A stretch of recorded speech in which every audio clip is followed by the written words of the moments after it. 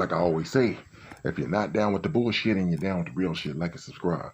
Just want to touch on the whole fiasco going on over there at ESPN dealing with Malika Andrews, and you know how she tried to call in and disrespect Stephen A. Smith on his show, trying to basically talk condescending to him and talk down to him in an authoritative manner. And he's her elder, and she was speaking to him as though he was a child. You know what I'm saying? It was that, and people have talked about like the questions that she was asking during a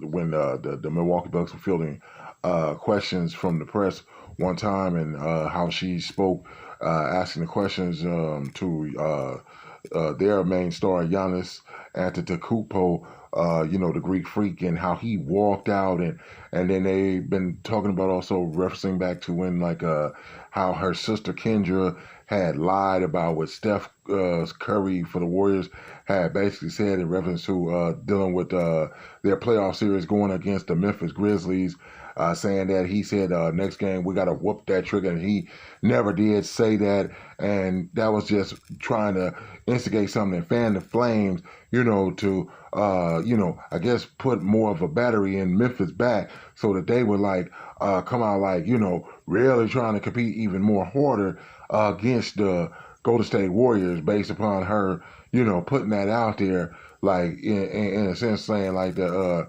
Warriors was saying something that could be deemed or seen as disrespectful to them. ESPN hires these women who come on here. We're supposed to be talking about sports. They're talking about political issues. They're talking about gender biases and things where it has to keep their focus. It's supposed to be about sports and the topic of the day involving whatever is going on, baseball, basketball, football, hockey, whatever it is, and ESPNs keep having these women that keep trying to make these feminine feminist arguments and debates and presenting these feminist ideologies and understanding.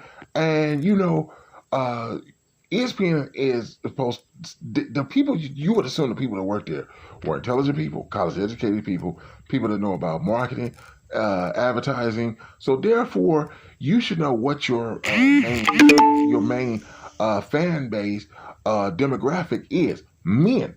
So and that's no disrespect towards women, but to be so greedy for money to where you're like, well, we want to try to cover as many bases as we can.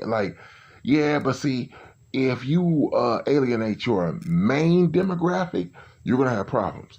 Your main demographic is men, and not just men so much in general, but true manly men who like gladiator sports, men who like competition, and all this stuff going on.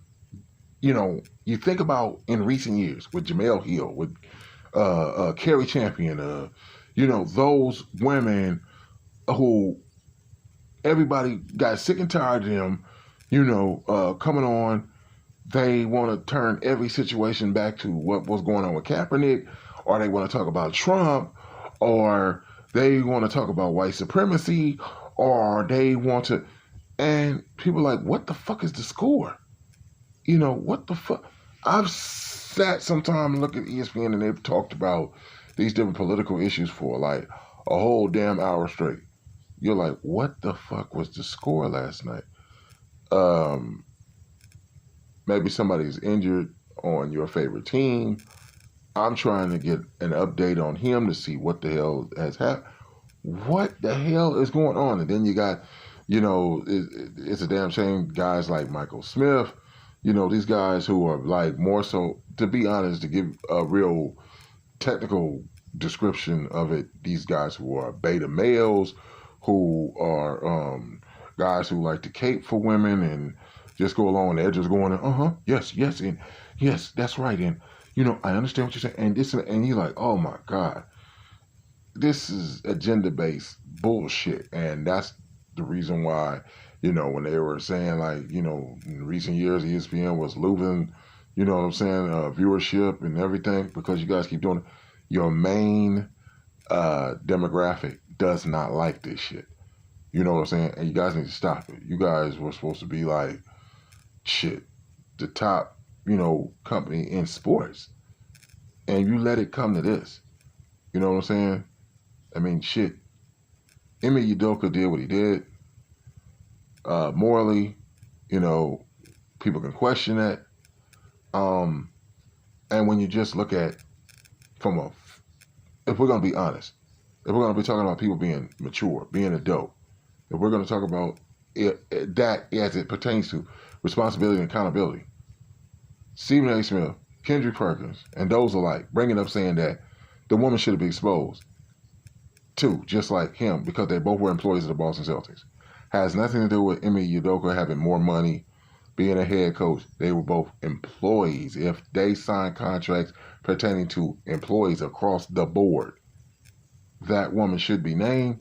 That woman should be outed, just like he was. And if he no longer can work for the Boston Celtic organization, she should not no longer be able to work for the Boston Celtic organization. And there's been people who have said the husband knew about it or something like that, or suspected or something like that. Okay, let's say he knew about it, but he wasn't saying anything or whatever. Okay, well, it is what it is. Don't come along later and, well, I'm not saying that he did, but I'm just saying, really he's in a position where he can't, if he's going to be real about the shit, who knows? Like, I think it's true, like they said, this whole thing should have been kept in house. They should have handled it like, the Boston Celtics dealt with this whole situation wrong, I believe, and look what it's trickled over to. The situation if it never happened, and Malika Andrews wasn't